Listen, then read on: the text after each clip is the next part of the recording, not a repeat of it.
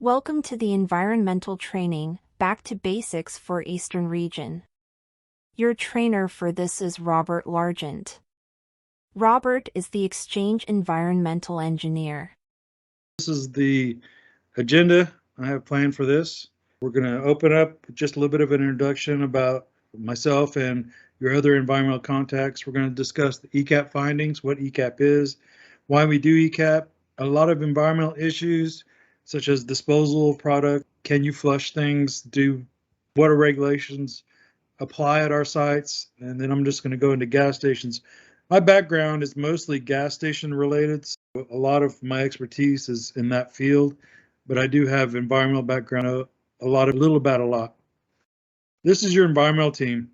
You guys know if you ever have any repairs, maintenance issues, Greg Smith is your go-to guy. He's under the FMO umbrella. He's also an environmental guy, but he follows Moises Pinedo. If you get cost estimates and you want to sanity check them, Greg's your guy. If there's something that the installation is trying to have repaired and they can't find a good price, Greg may be able to help them. So Greg's a valuable resource for you guys, and he's really good at getting back to you guys and giving you the information you need. As Cameron said, he's our new environmental guy. Him and Troy Wallace, they are over our legal issues. That includes permits, fees, fines. If you guys get an NOV, make sure they're aware of what those NOVs entail, and maybe we can actually get the NOV rescinded if we know what's going on at the time. We have Major Jordan Davis. He's an Army major. He's over our funding issues. Anything that has to do with interacting with the military, MCOM, or AFCEC, or any of those, just let him know if you have MOA or any other issues, and he can help you out. Of course, you guys know our fuel operations, Liz King, Stephen Davalos, Bridget Lim. They can all help you with any fuel issues. A lot of times you'll send Liz an email and she just forwards it to us, and we do a lot of the same, so we work together quite a bit. If you have VEDA route compliance issues, these are your contacts for alarms and compliance, and then I'm your overall contact for any environmental issues you may have. Like I said, I've been doing this for 20 years, a lot of gas station experience. I've taught a lot of inspectors across the country. If you guys ever have any questions or issues that I can help with, just let me know. I'm going to talk a little bit about Environmental Compliance Assessment Program. The Environmental Compliance Assessment Program is in place, oversight on what's going on in the field. There's only 3 ways I get information from the field. 1 is the managers send me questions. 2 is I go out and I do inspections myself, but I'm the only one in my office. When I go out, I can only do so many at a time. And the 3rd is annual inspections by LP. The LP goes out and they collect a snapshot of what's going on at your sites at that time. For our gas stations, these are the issues that are most often cited for notices of violations. And it helps me identify issues that I may need to address that maybe my trainings don't address or the emails I send out monthly don't address. But we try to get that stuff together, and then I gather all the information and I report it to our leadership. This is what we reported last time. You can see the findings went up a little bit after 2020. The biggest gainer, of course, was spill buckets. Our spill bucket findings went up quite a bit. For Eastern Region, we only had 1 finding in 2020 and 1 finding in 2021. If you get an NOV, you can get fines or fees from the state or national agencies. You can have to do environmental remediation. If they suspect a release and you can't prove there wasn't a release, they can make you do all kinds of remediation type activities to check the site to make sure that there's no releases out. You have to repair your equipment. We can lose business because we have to shut down while they're doing all this. This loses our revenue. This affects the dividends. It can give you a poor public perception. Every time a site gets an NOV or a site has to close down, it invariably makes the news. Either the local news on base or the local news for the city or national news, depending on how bad it is. Once you get that kind of reputation, the customers start saying, oh, they've got bad fuel, or oh, they don't do something right, or, you know, gossip is against everybody. So it can give you a poor reputation with the public, but it can also give you a poor reputation with the inspectors. And if an inspector suspects that things are going to be wrong at a site, they're going to be more detail oriented and they're going to look harder to see if there are any issues at that site.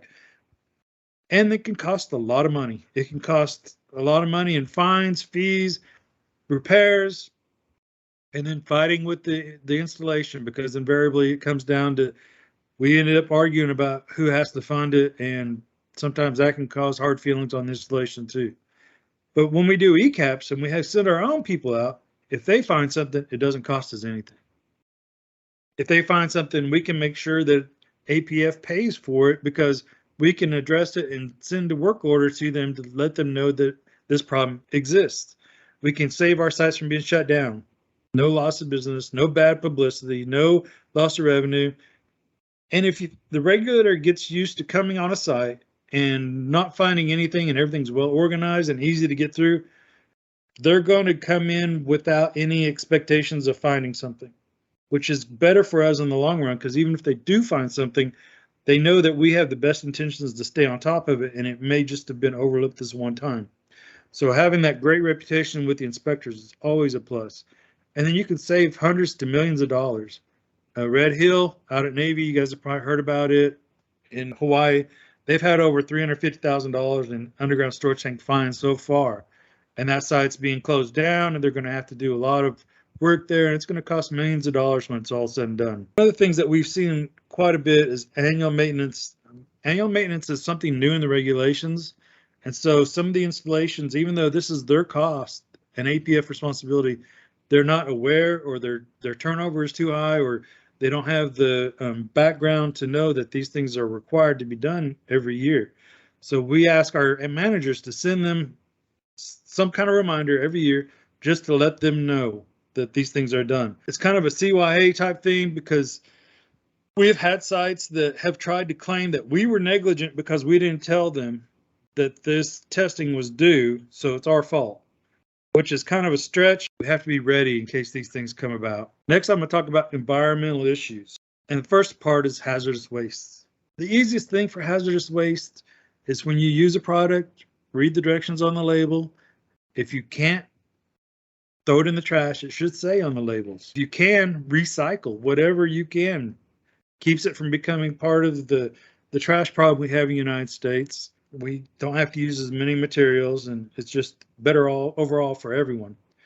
And then you need to know where your data sheets. They used to be called material safety data sheets, so they were MSDS, and now they're SDS. You may hear people refer to them either way.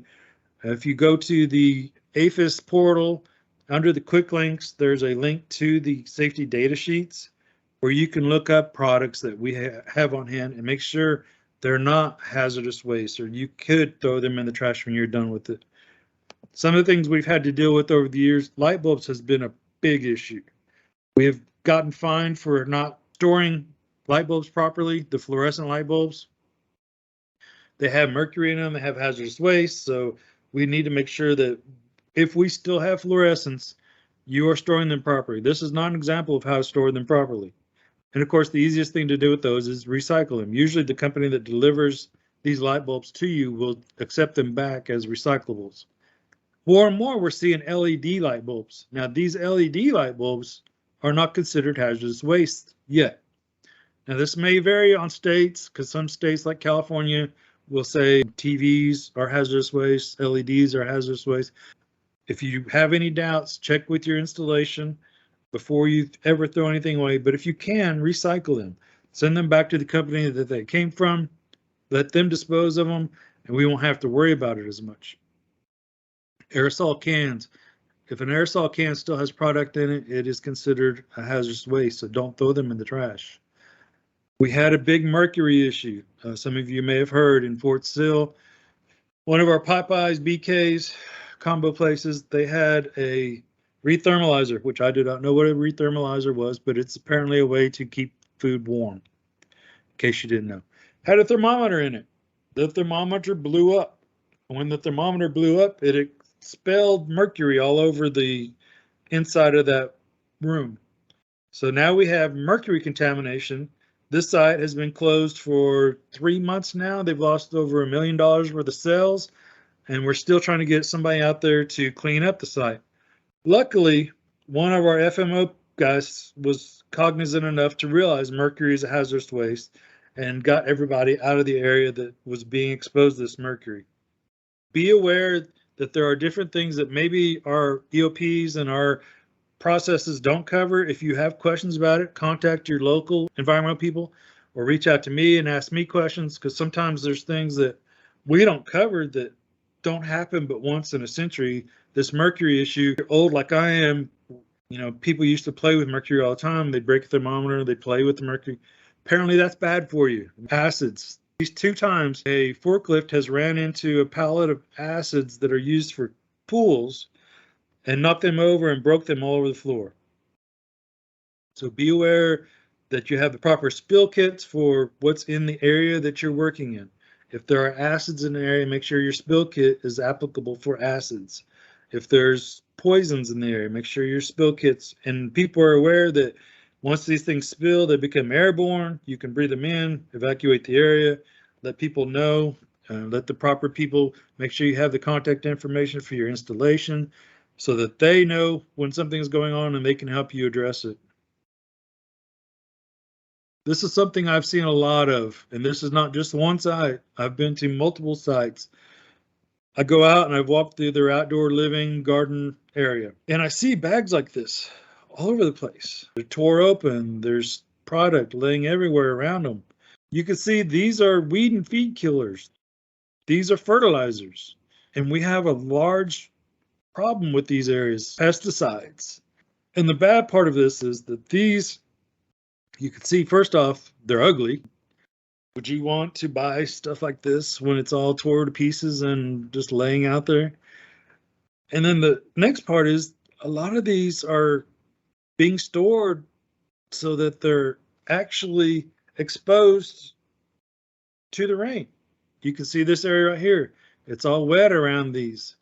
These are out in the rain, so when rain falls on them, this runoff is now contaminated with these poisons, these pesticides, these fertilizers. And then it can become a stormwater issue that we could get written up for really easily. We have all these poisons out there that are being exposed to rainfall events and then running off into the ditches. We need to do a better job making sure we're aware of these. I'm going to talk a little bit about flushing things. So when I talk about flushing, I'm just talking about pouring things down toilets, pouring things down sinks, pouring things down drains, those kinds of things.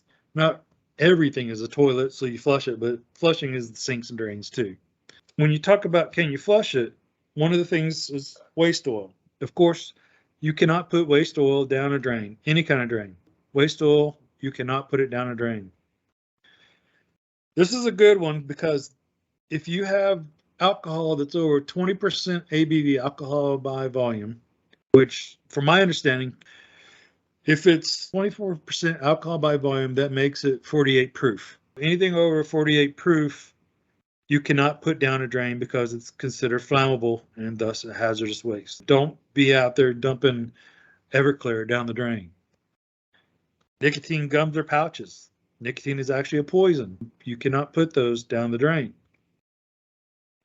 Fertilizers, weed killers, other yard chemicals, you cannot put those down a drain. Paint, solvent, sealers, and thinners. Can't put them down a drain. Unused medications. This is an interesting one because they've got studies out now that show fish with, I think it was a study out in New York. They were looking at fish and they found high levels of lithium in the fish because I guess there's a lot of people in New York that are on lithium, and just they assumed it was from people going to the bathroom, but it could be from putting medications down drains too. So now you're putting all these medications into the fish, and the fish are being eaten by people, so the medications are going back into the people. It's a nasty cycle. We want to make sure we're not putting unused medications down the drains. This one seems common sense. Don't put poisons down the drain. Wastewater treatment plants are great at taking bacteria and human waste out of fresh water. The wastewater treatment plants actually use bacteria to eat up the waste in the plant. So if you put down a poison and it kills all of that bacteria, then the plant is not capable of getting rid of the waste that are coming through there. If you're flushing these hazardous things into your sewer systems, it can harm your workers, treatment plants, rivers, and streams. Now go back to nicotine. The reason I highlight nicotine, one thing, those of you that went to the Express conference, you saw the big push now is the nicotine pouches. They're like those dips you put between your gum and lip, but they're just nicotine with flavors. They come in 4 milligram, 8 milligram, different sizes. One of our sites, the inspectors wrote us up for pretty hefty fine because they said one of our associates told them they were grinding up nicotine patches, these transdermal patches, and putting them down the drains. When we asked who told them that, they never told us who told them that this was happening. And all our associates denied ever saying this, but we still got written up for it. Make sure you're not putting nicotine down the drains or telling anybody we're putting nicotine down the drains or throwing them in the trash, because that is not good. If you're not sure if it's flushable, you've got your resources in the labels of the products, you got your SDS. If you still have questions, contact your installation and ask. One of our sites overseas got in trouble because they were dumping old beer into the drains. And their DPW came along and said, you can't do that. You can't dump beer down the drains. They said it affects their systems. It's always good to ask. If you could send it back to the manufacturer, that's a lot easier than trying to dump it. Sometimes we may have to find ways around it. You may be able to donate some things. I'm not sure how that works. Trying to keep things out of your storm drains that don't belong there. We don't know exactly where every storm drain goes. Some of them will go to the wastewater treatment plant, but some may go directly to the nearest river. And you never allow gasoline or petroleum products into any drains. Any gasoline spill over 25 gallons or any petroleum that makes it into a drain, or if you can see petroleum sheen on a water surface, you have to report those to the EPA. If there's a 25-gallon spill and you can keep it out of the drains, you don't necessarily have to report it, but make sure you report it to the installation regardless. And this is just a little bit more on these hazardous wastes. Use your SDS. Some of the examples of things that are considered hazardous waste. You get into some of the weird stuff like cosmetics, perfumes, things like that. Some states consider medicated shampoos a hazardous waste. So just be careful and read the labels before you do anything with it. These show you the proper way to store light bulbs. You can see on the left, put them in boxes, label the boxes. That's perfectly the way to do it. On the right, and this was at our headquarters, downstairs in our headquarters, and I don't know if they were using them as lightsabers, but they had a lifetime supply stored in that trash can all wrong. I had to work with them to get that fixed. Meet John. He's going to help show you how to use your spill kit, just in case a spill happens at your facility. It's simple and could save you thousands of dollars in required cleanup costs. For example, this was John a year ago when he didn't have the right tools to manage a spill. He quickly learned that the spills that get into our storm drains end up in his local lakes, rivers, and streams, and that he could be fined by Tim, the otherwise friendly stormwater inspector, for not responding properly. Just look at the consequences. It's not pretty. Follow these 6 simple steps to avoid a messy spill. Number 1, plan for the spill. John went to resourceventure.org and he got a free spill kit and help developing his spill plan. So he's pretty much ready for anything. He knows that the spills that enter storm drains need to be reported to Seattle Public Utilities right away. Number 2, recognize and evaluate the spill. Evaluate the situation and select which type of spill kit would be best to clean up your spill. Be sure to put on the protective equipment found inside. Number 3, stop the discharge. First, stop it at the source to make sure it does not continue to spread. There isn't a single way to do it. All spills are different. And sometimes, it requires getting a little creative and using equipment you might already have on hand. Number 4, protect the drain. John uses the supplies in his free spill kit to block the storm drain, which keeps pollutants out of the system and gives him more time to focus on cleanup. Keeping pollutants out of the system will save John a lot of money in cleanup costs. Remember, if a spill reaches the storm drain, notify Seattle Public Utilities right away by calling 206-386-1800. Number 5. Now it's time for John to clean up the spill. Here, we see him using the booms and throwing them downstream of the spill's flow to stop its spread. He uses pads to soak up excessive liquids from reaching the storm drain. After you've saved the day, make sure to dispose of used materials appropriately. If you aren't sure how, call Resource Venture for guidance. Number 6, evaluate and refill as necessary. Take steps to make sure the spill won't happen again. It'll save you time and money in the long run. If you need more materials, order them now so you'll be ready if a spill does happen. Crisis averted and the spill is resolved. Pretty simple, huh? Acting fast and taking action to prevent damage to the environment and your property will pretty much make you a hero. Like John here. Great job, John. Contact your installation for new spill kit supplies when a spill occurs and for disposal assistance. Listed are contacts for your environmental team if you need more assistance. I'm going to go a little bit into regulations here. These are just a broad range of regulations. These regulations apply on all of our locations. Underground storage tank regulations. The overarching underground storage tank regulation is 40 CFR 280, but states and territories have the lead on these regulations, so they can enforce on our sites for underground storage tank regulations according to their state-specific regulations that they have written. The baseline is 40 CFR 280, so everybody has to comply with that, and some states just take that straight across and apply it to their state. Others get way out there and they require a bunch of extra stuff. When I give you guys guidance on the trainings and stuff that I do, a lot of that is based on 40 CFR 280, simply because getting into every state would be really difficult. I try to give you the best guidance I can, but if you have state-specific questions, you can ask me those anytime. Usually know pretty quickly where they are. Vapor recovery is an air regulation. Those apply a lot of our sites. We don't see those enforced a lot, except in places like California, which have some really strict air regulations. Fire regulations, we apply those a lot of our sites on ourselves. I've never heard of a fire marshal inspecting on them, but those should be the go-to if we have questions on fire regulations.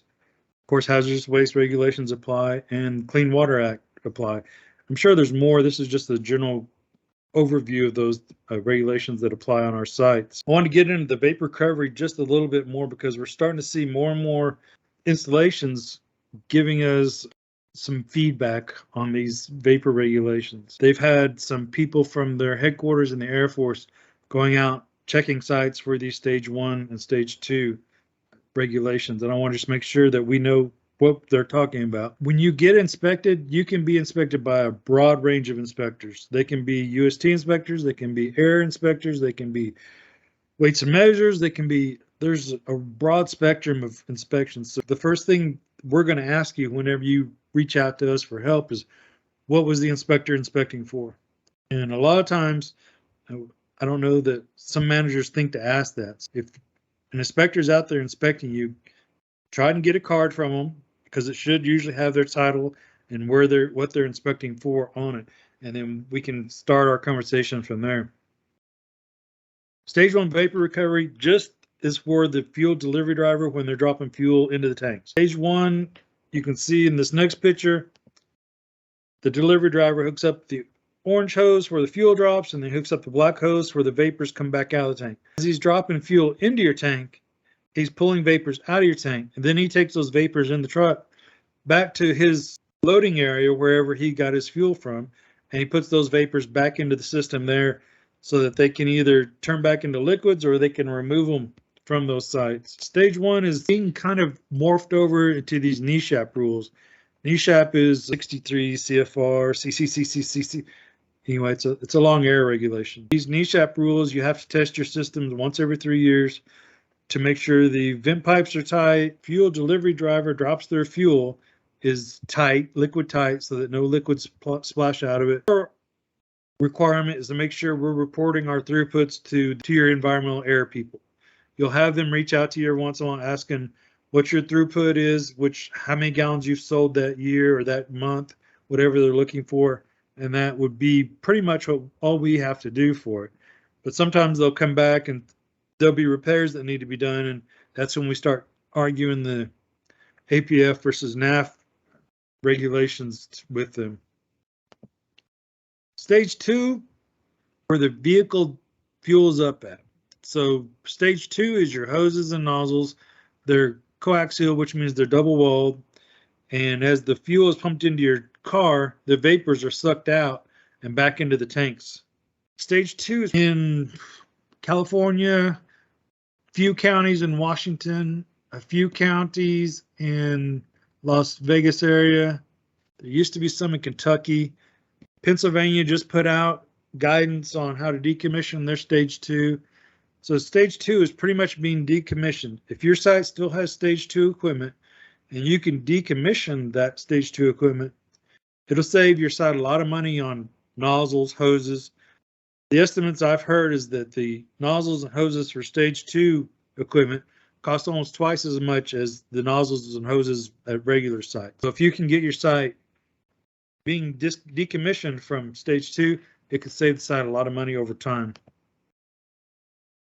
This is what it's like when you inspect a dispenser from just the outside part of it. When you are checking the dispensers, what you're going to look for is make sure the emergency breakaway is still in good shape. Check the hoses and the nozzle to make sure there's no kinks, no holes, no cracking. Make sure there's no fluids leaking anywhere on the hose. Check the ground around it, the area, just to make sure there's no staining or no obvious fuel in the area. Make sure people can read the price when they get fuel. Make sure the card reader is operational. You can read the buttons on the card reader. You can see the grades, and the grades are correct. They match up to the signs and whatever you've programmed inside. And that's about all you have to do when you're looking at just the outside of the dispenser. Again, this is when you're checking it. There are some regulations that we may be inspected for or may have people show up asking about, or you may get questions from command about that.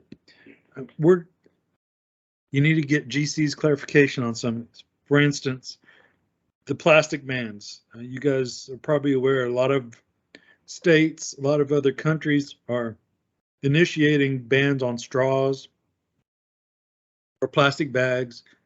Some states are starting to issue bans on small gas-powered engines for lawnmowers, weed eaters, two-stroke engines. Now, these things at the bottom, the gas stations, these in most instances do not apply to us. So if you have an inspector come out and they ask for your insurance, our sites are federal, so they don't have to have insurance. If you have a guy come out from Weights and Measures, usually at your state's agricultural department, it could be just the Weights and Measures. It varies from state to state. What they do is if you've been outside the gate on some gas stations, sometimes you'll see a sticker on that gas station and it'll tell you if that dispenser has been calibrated so that they are pumping within a certain tolerance of fuel.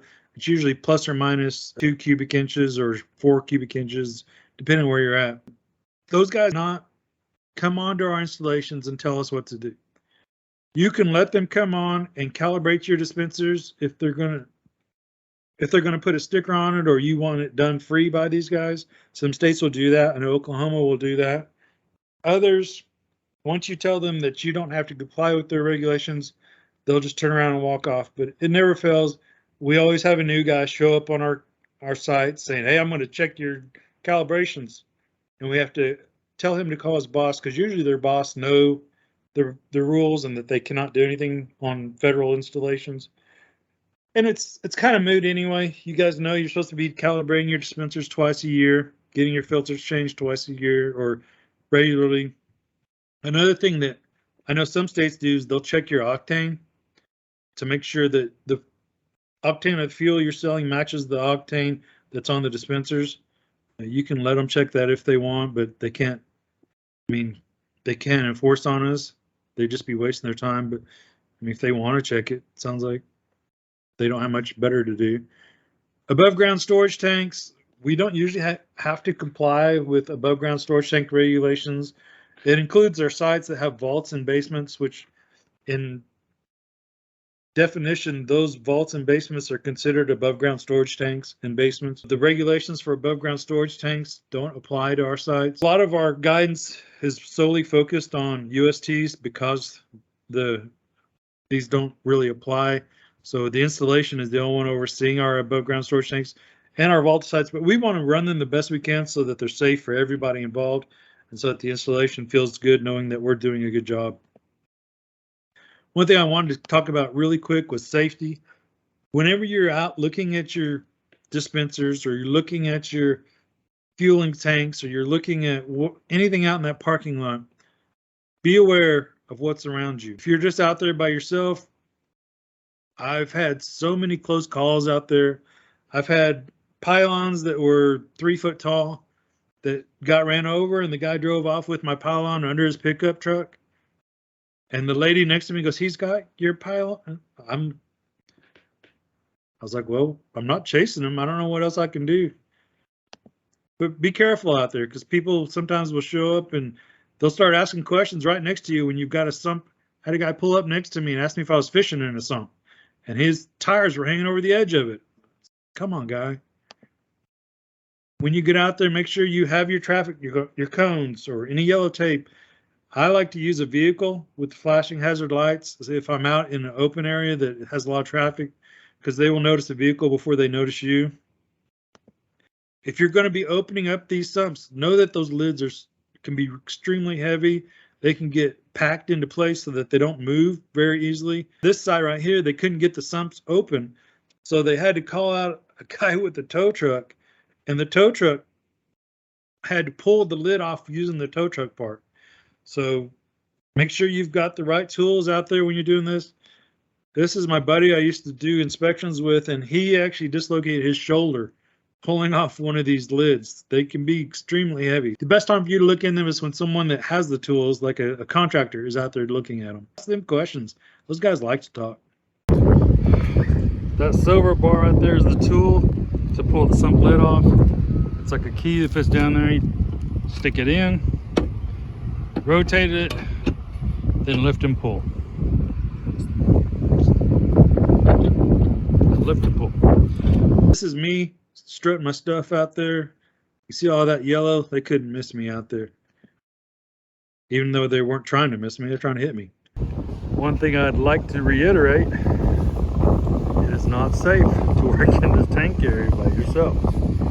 You need to put up safety barriers, cones, a vehicle if you have one. And it's good to have 2 people out here so you have a spotter whenever you're doing this. I'm going ready to open up one of the lids, and that guy just pulled up in that big semi. I said, "I can't park under the canopy." Like, okay, cool. Thanks for giving me a heart attack. This is how a customer would get fuel at one of our gas stations. Pull up to the pump. I call it the dispenser. Activate the dispenser with your credit card or your mobile app. You take the nozzle, put it into the tank cap. You then lock it open, because that's what it's supposed to do. Activate the grade of fuel you want, and then let it go, and it kicks off whenever it's full. Then take the nozzle out, tap it a couple times, getting excess off of it. Hang it back up. You wait, because you asked for a receipt. And if you're lucky, you get one. And don't forget to close your gas cap. And whatever you do, don't drive off with the hose still in your car. This is our fuel system responsibilities diagram. You guys have probably all seen this by now. Green is us. Unless your site's remote and isolated, then everything would be under APF. And if you don't know what APF is, it's appropriated funds. That's the military's money.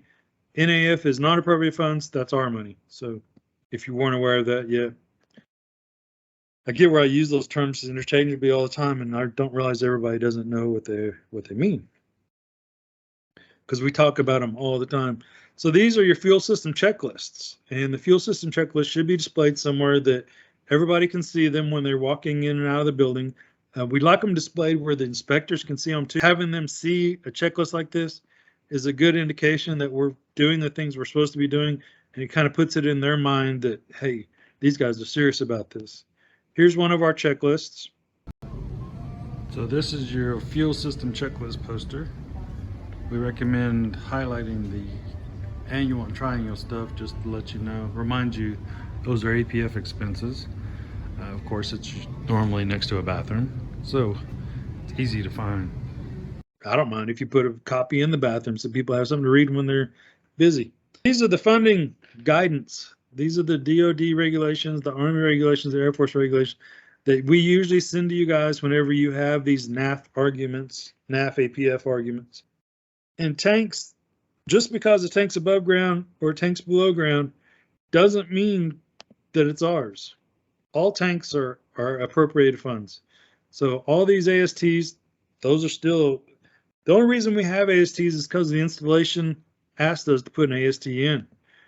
The only reason we have vaulted systems is because the installation asked us to put those in. These should all fall under APF. Whenever you're at a gas station, look around. When you're checking your parking area, make sure all the spill kits are intact. They have all the required contents that you're going to need. Check the area, make sure there's no obvious leaks or stains on the ground. Nobody's had any major spills recently.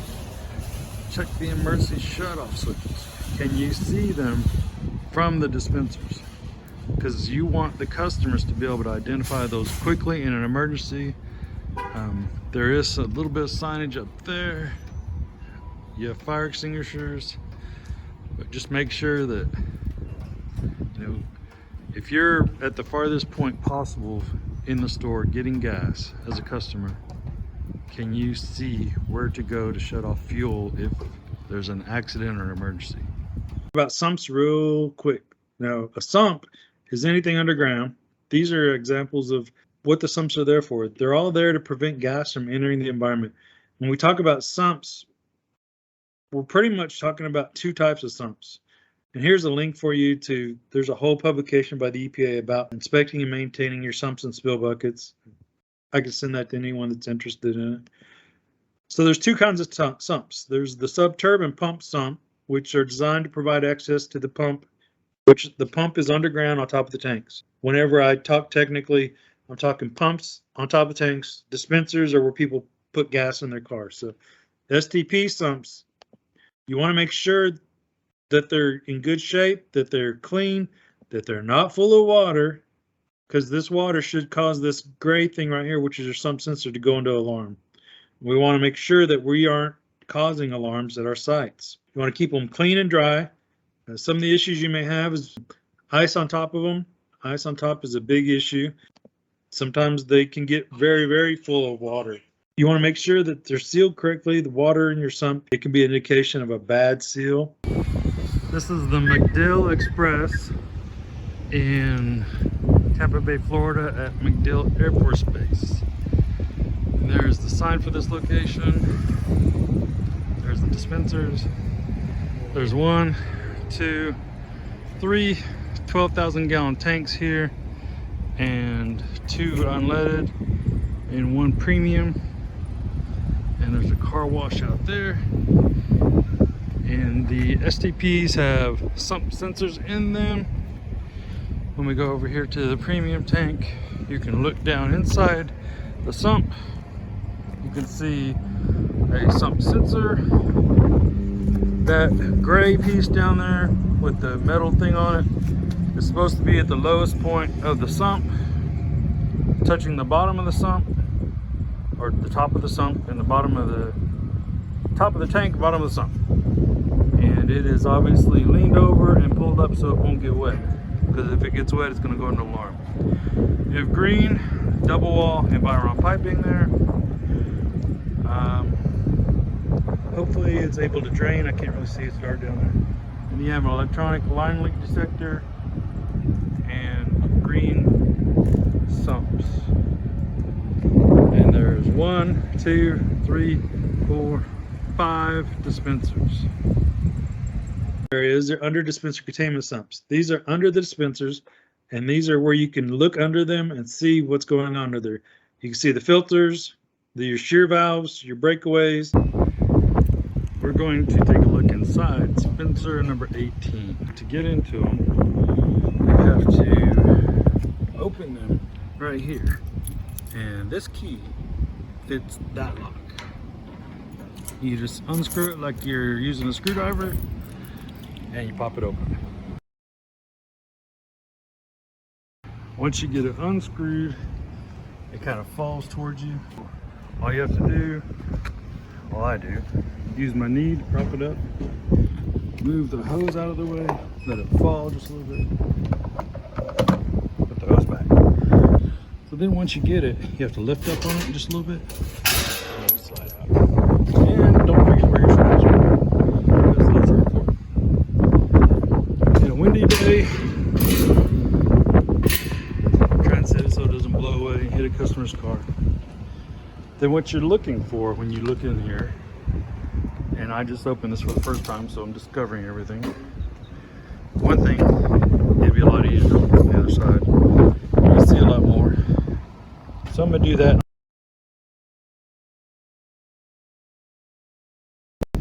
So now I've got the 17 side of this dispenser open. You can see it's a lot more easy to access. So what you have when you're looking in here, the first thing you'll notice is the shear valves.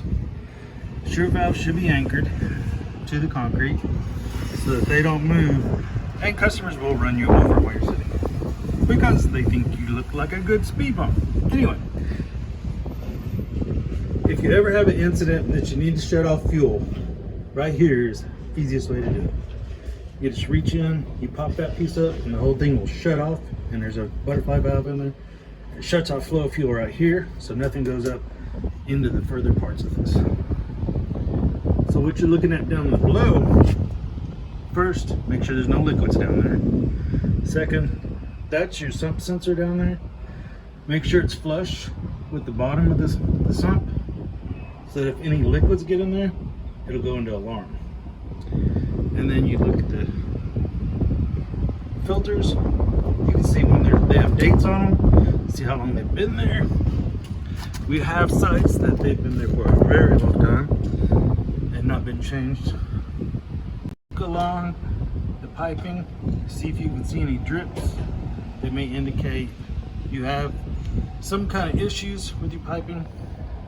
This has got a little moisture on it. Sometimes that happens when they change out stuff. You're gonna get gas on it. You can kind of feel it. That feels pretty dry.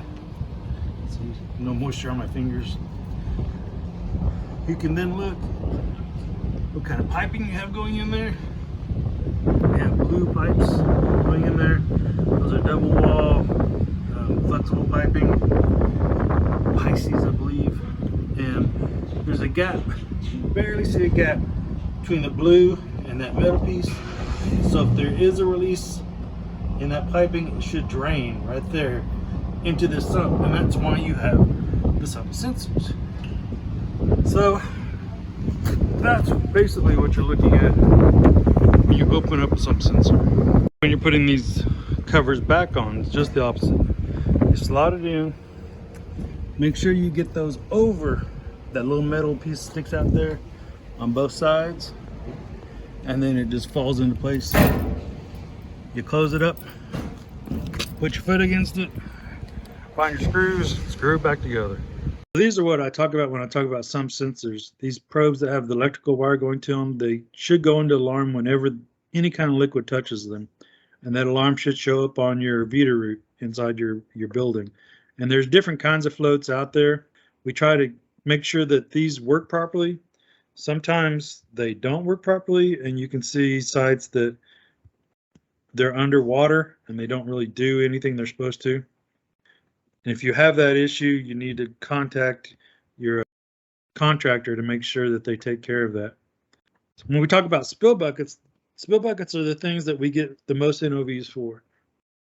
And these are the things that are most often noticed by our LP people when they do their ECAP inspections. And it's pretty simple. Just keep your spill buckets clean, keep the water and dirt out, make sure your fill caps are locked, and make sure the locks are effective. The only reason we keep the fill cap locks on there are so that Whenever a delivery driver drops fuel or finishes dropping fuel, our associates have to go out and unlock it for them so they can check the spill bucket, make sure it's clean before they start, and make sure it's clean after they finish, because those are the times that it gets the most debris in it. This is a site that the spill bucket was full of water and it was really cold. I have no idea how a delivery driver would ever get into that. This is what happens when you have a snowplow that tackles your spill bucket. The snowplow usually wins. We want to make sure, maybe we would think of putting pylons or safety cones over these fill points before no event is coming, so that maybe a snowplow won't run over them and your delivery driver can find these easier. You need to make sure you're doing periodic maintenance. Fill bucket full of water is a violation. Clean them out. Make sure the seal around the spill bucket is good and that everything is in good shape there. These are some issues that sites had. Holes in the spill buckets. You can see these holes where the arrows point. Those are obvious issues that the spill buckets have. Another site where the spill bucket was cremated by snowplow. This is a site where the delivery driver decided to keep a stick in the tank. We want to make sure that we're not allowing this to happen. And then this is one of our sites. These are the spill buckets to the premium tank. This is the vapor recovery spill bucket. And this one is the drop tube for the premium spill bucket. You can see there's some gas down in there. So that needs to be cleaned up. This is going to be a quick overview of the 3-binder system.